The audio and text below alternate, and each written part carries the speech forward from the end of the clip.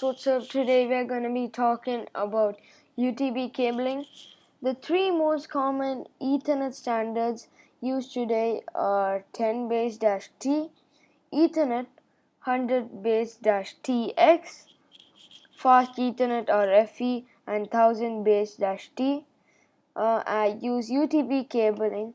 Some key differences exist, particularly with the number of wire pairs needed in each case and in the type of cabling. The UTB cabling used by popular Ethernet standards include either 2 or 4 pairs of wires. The cable ends typically use an RJ-45 connectors. The RJ-45 connectors has 8 specific physical locations into which the 8 wires in the cable can be inserted, called pin position or simply pins.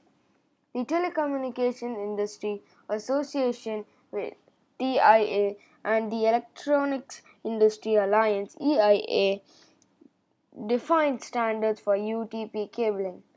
Color coding for wires and standard pinouts on the cable.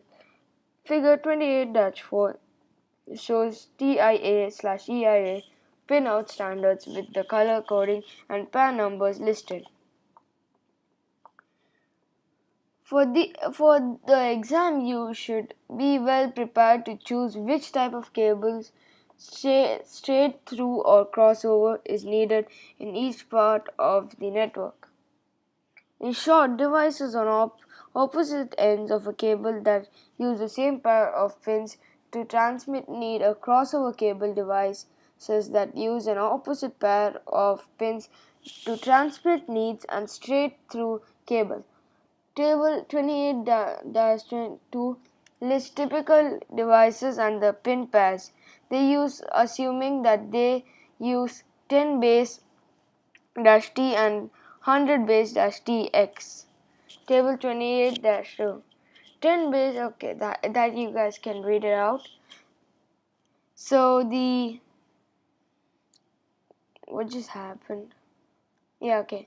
1000-base-T requires 4 wire pairs because gigabit Ethernet transmits and receives on each of the 4 wire pairs simultaneously.